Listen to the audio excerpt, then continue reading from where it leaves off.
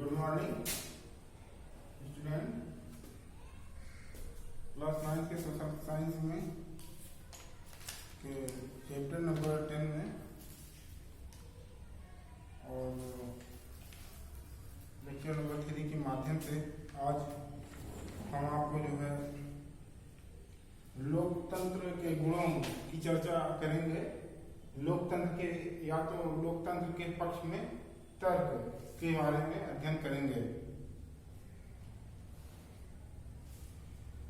लोकतंत्र शासन की जो प्रणाली है वो शासन की और प्रणालियों से बेहतर माना गया है, सर्वोत्तम माना गया है।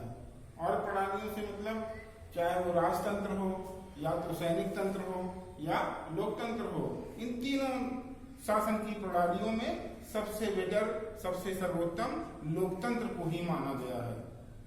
तो आइए हम लोग जानते हैं कि लोकतंत्र के गुण क्या हो सकते हैं, क्यों इसे सर्वोत्तम माना गया, इसके पक्ष में तर्क क्या है, इसकी चर्चा आज हमें करना है।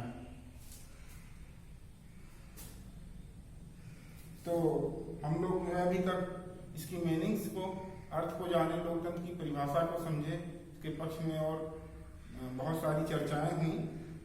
लोकतंत्र का सही मायने में अर्थ क्या है इसको हम लोग समझे। तो आइए हम आज गुण की चर्चा कर लेते हैं कि लोकतंत्र के पक्ष में तर्क क्या हो सकते हैं या गुण क्या हैं। तो इसका मुख्य गुण क्या है?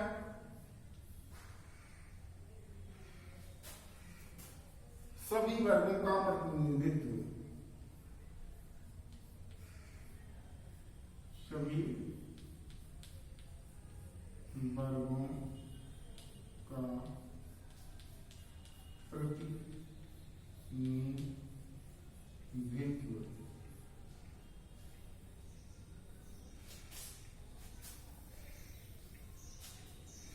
तो देखिए पहली विशेषता, पहला गुण क्या है लोकतंत्र का? पहला यही गुण है कि सभी वर्गों का प्रतिनिधित्व करती है लोकतंत्र। लोकतंत्र में सरकार का चुनाव होता है, शासन का चुनाव होता है। जो सरकार का गठन हो जाता है उसके बाद वो देश की या राज्य की सभी जनता को जो है एक समान नजरिए से देखती है, एक समान नजरिए से देखती है। और दूसरी बात यह है कि लोकतंत्र में किसी भी देश, किसी भी राज्य में जो तमाम वर्ग हैं उन सभी वर्गों से जो है प्रतिनिधि चुन करके शासन में जाते हैं, चाहे वो लिंग के आधार पे हो, चाहे वो जाति के आधार पे हो, सभी जातियों से, सभी वर्गों से, चाहे वो जनरल कैटेगरी का हो, चाहे वो बीसी का हो, चाहे एससी जाति का हो, यानी सभी जातियों का प्रतिनिधित्व है शासन में होता है। उनका अपना कोटा होता है, आरक्षित कोटा होता है। इसके आधार पर हम ये कह सकते हैं कि लोकतंत्र का प्रमुख गुण जो है वो सभी वर्गों का प्रतिनिधित्व है, सभी वर्गों का प्रतिनिधित्व। दूसरा इसका गुण क्या है?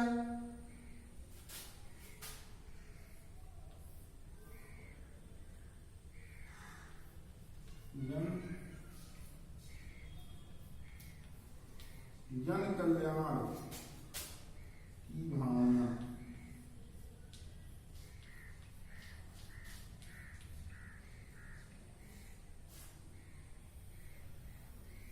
तो लोकतंत्रात्मक शासन प्रणाली में या लोकतंत्र शासन का या लोकतंत्र का दूसरा गुण क्या हो गया? जन कल्याण की भावना। यानी लोकतंत्र जिस देश में स्थापित होता है वहां का शासन, वहां का प्रशासन जन कल्याण की बात करता है, यानी सभी की बात करता है, एक की बात नहीं करता, किसी खास वर्ग की बात नहीं करता, बल्कि सबकी बात करता है, सबके लिए कार्य करता है। सड़क बनवा दिया और सड़क पर सभी वर्ग के लोग चल रहे हैं, किसी एक वर्ग का तो है नहीं। अस्पताल बनवा दिया, सबके लिए हो गया। ट्रेन चलवा दी, सबके लिए हो गया। यानी ये जन कल्याण की चीजें करती है, किसी एक वर्ग को तवज्जो नहीं देती है, सबको, सबकी भावनाओं का आदर किया जाता है लोकतंत्र में। तो जन कल्याण की भावना दूसरा गुण हो गया लोकतंत्र का। तीसरा गुण क्या है लोकतंत्र का?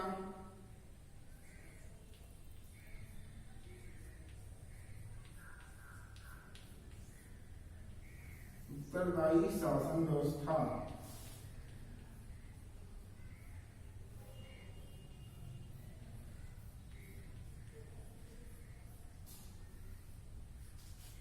उत्तरदायी शासन,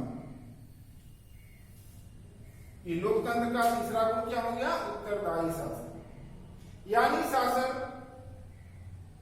लोकतंत्र में शासक या शासन जनता के प्रति उत्तरदायी होता है। इसके प्रति उत्तरदायी होता है, जनता के प्रति उत्तरदायी होता है। जनता को कहीं कष्ट ना हो, कहीं कुछ ना हो। यानी एक तरह से कह लीजिए किसी भी देश या प्रदेश में जहां लोकतंत्र स्थापित है, वहां की सभी जनता का जो है शासक जो होता है, प्रशासक होता है, वो जिम्मेदार माना गया है और लोकतंत्र के अंतर्गत वो आया। तो लोकतंत्र का तीसरा गुण क्या हो गया? जिम्मेदार शासन व्यवस्था। वो जिम्मेदारी लेता है अपने ऊपर। जैसे कहीं कोई घटना, बड़ी घटना घट गई तो शासन प्रशासन आता है और उसके बाद उसको सहायता करता है। क्यों सहायता करता है? क्योंकि वो जिम्मेदार है, वो जिम्मेदारी उसकी बनती है। उत्तरदायी शासन व्यवस्था लोकतंत्र से एक गुण हो गए। चौथा गुण क्या हो सकते हैं लोकतंत्र के? लोकतंत्र का चौथा गुण स्वतंत्रता, सर्वाधिक कार्य कुशल शासन।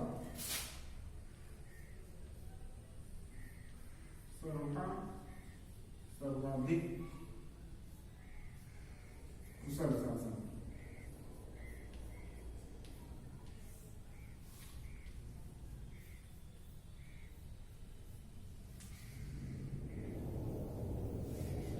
लोकतंत्र का चौथा गुण क्या हो गया? सर्वाधिक कुशल शासन का चुनाव होता है इसमें लोकतांत्रिक शासन व्यवस्था में। क्योंकि लोकतंत्र में सामान्य जनता, सभी जनता अपने शासक प्रशासक का चुनाव करती है। बहुत सी पार्टी जो है चुनाव में उठते हैं, अपनी सरकार बनाने के लिए चुनाव लड़ते हैं। लेकिन सबसे अधिक कौन, जो सबसे अधिक कुशल होता है, लोग उसको चुनते हैं। तो लोकतंत्र के माध्यम से सर्वाधिक कुशल शासन व्यवस्था स्थापित हो जाती है। लेकिन जहां लोकतंत्र नहीं है, राजतंत्र है, वहां जनता का कोई रोल नहीं है। तो हमारे देश में चौथा गुण क्या हो गया लोकतंत्र का? सर्वाधिक कुशल शासन व्यवस्था हो गया। पांचवा क्या है?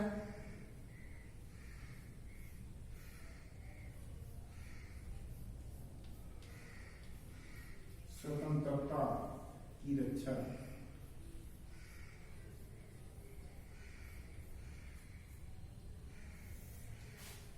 लोकतंत्र का पांचवा गुण क्या हो गया? स्वतंत्रता की रक्षा। हमारे जो मूल अधिकार हैं उसकी रक्षा करता है कौन? लोकतंत्र।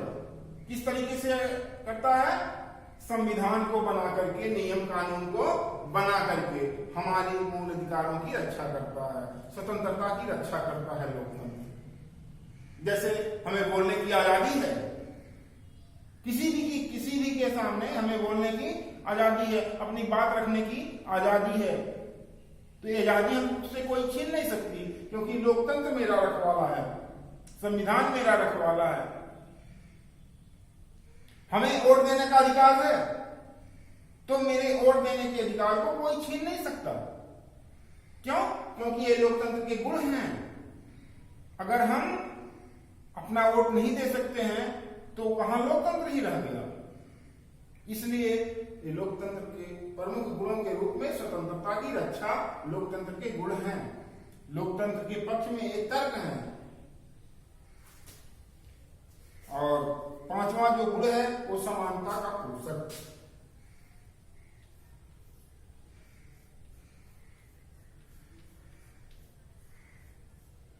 समानता का पोषक। देखिए, लोकतंत्र का छठा गुण क्या हो गया? समानता का पोषक। या लोकतंत्र के पक्ष में जो तर्क दिया गया, समानता पोषक। समानता का पोषक क्यों कहा गया? इसके पक्ष में गुण क्या है? समानता का पोषक क्या है? यानी भारत में कह लीजिए जहां पे लोकतंत्र है वहां की बात कर लीजिए, वहां के सभी नागरिक जो है एक समान है। क्या है? एक समान है। किसकी नजर में? लोकतंत्र के नजर में, संविधान के नजर में। और कोई भी व्यक्ति का अपना अलग अपना एक व्यक्ति का एक वोट का वैल्यू होता है, चाहे वो कितने भी छोटे पद पे रहो, चाहे वो कितना भी बड़े पद पे हो। तो बड़े पद वाले का भी एक ही वोट है और छोटे का भी एक ही पद है, एक ही वोट है। तो दोनों में समानता हुई कि नहीं हुई? तो समानता का पोषक है, ये लोकतंत्र के गुण हैं। लोकतंत्र के गुण क्या हो गए? समानता का पोषक। चाहे हम कितने भी गरीब हो, चाहे कोई कितना भी अमीर हो, वो भी एक वोट दे सकता है, हम भी एक वोट दे सकते हैं। ये समानताएं हैं। तो इसका रखवाला कौन हुआ? लोकतंत्र हुआ। ये लोकतंत्र के गुण हो गए, समानता का पोषक। और क्या गुण हो सकते हैं इसके? सार्वजनिक शिक्षण। सातवां गुण क्या हो गया?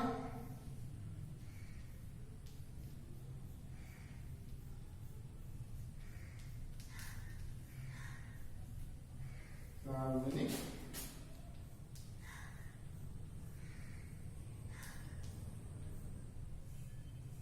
शिक्षा।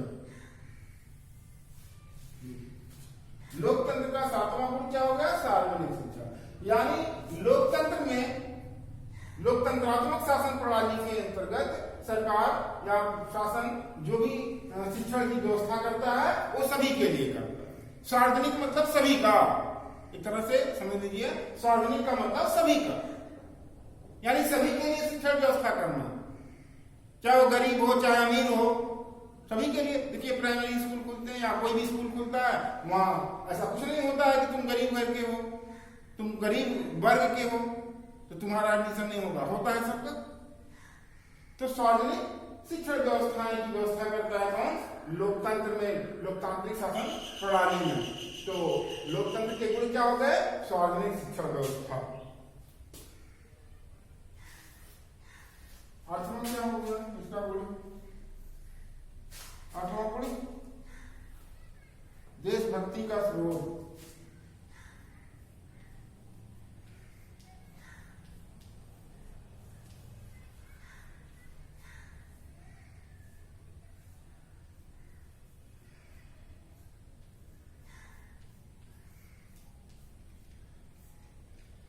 देशभक्ति का स्रोत या देशभक्ति का माध्यम हो सकता है कौन? लोकतंत्र के गुण जो हैं देशभक्ति के स्रोत होते हैं। कैसे स्रोत होते हैं? डॉक्टर मिल के अनुसार, प्रसिद्ध विद्वान है डॉक्टर मिल, इनके अनुसार लोकतंत्र लोगों की देशभक्ति को बढ़ाता है। यानी लोकतंत्र के जरिए देशभक्ति की भावना हमारे अंदर आती है, क्योंकि नागरिक यह अनुभव करते हैं कि सरकार उन्हीं की बनाई हुई है।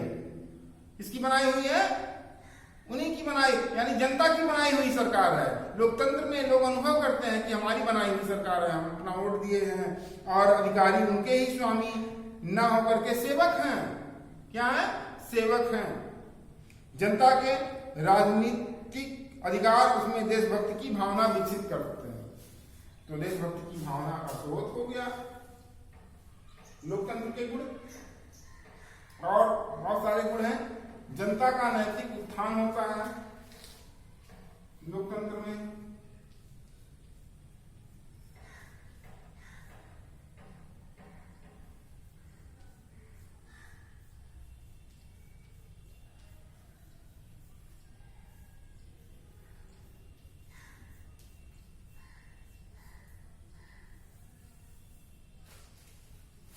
तो लोकतंत्र के गुणों में जनता का नैतिक उत्थान होता है। कैसे होता है? महान विचारक डॉक्टर मिल के अनुसार यह किसी भी अन्य शासन की अपेक्षा उच्च और श्रेष्ठ राष्ट्रीय चरित्र का विकास करता है। उच्च और श्रेष्ठ राष्ट्रीय चरित्र का विकास करता है कौन? लोकतंत्र। तंत्रात्मक शासन प्रणाली वास्तव में इस प्रकार का शासन व्यक्तित्व और नैतिक चरित्र को ऊंचा उठा लेता है। क्रांति से सुरक्षा,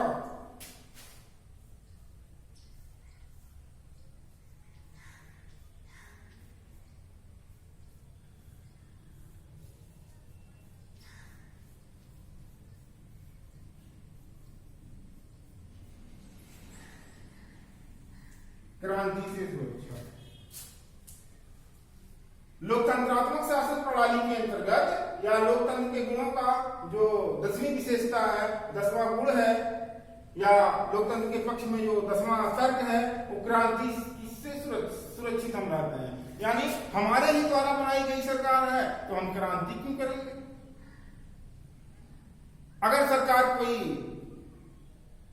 गलत निर्णय लेती है, सामान्य जनता को ऐसा लगता है कि सरकार गलत काम कर रही है, तो अगले 5 साल के बाद हम उसको हटा सकते हैं, उसके पद से हटा देंगे, क्योंकि हमारा वोट का अधिकार है। हम वोट दे करके दूसरे को दे देंगे, वो पक्ष कर देंगे। तो हम जो है क्रांति इस तरह से नहीं होने पाती है। क्रांतियां कहाँ होती हैं? राजतंत्र में होती हैं और सैनिक तंत्र में होती हैं, क्योंकि वे तानाशाह होते हैं, वे हमेशा के लिए अपने पद पर बने रह सकते हैं, इसलिए वहां क्रांति होती है। तो हमारे देश में तो लोकतंत्रात्मक शासन व्यवस्था है, लोगों का ही शासन है, तो लोगों का ही जब शासन है तो कौन क्रांति करेगा? यानी क्रांति से हम क्या रहेंगे? सुरक्षित रहेंगे। तो लोकतंत्र का जो 10वां गुण हो गया वो क्रांति से सुरक्षा हो गया।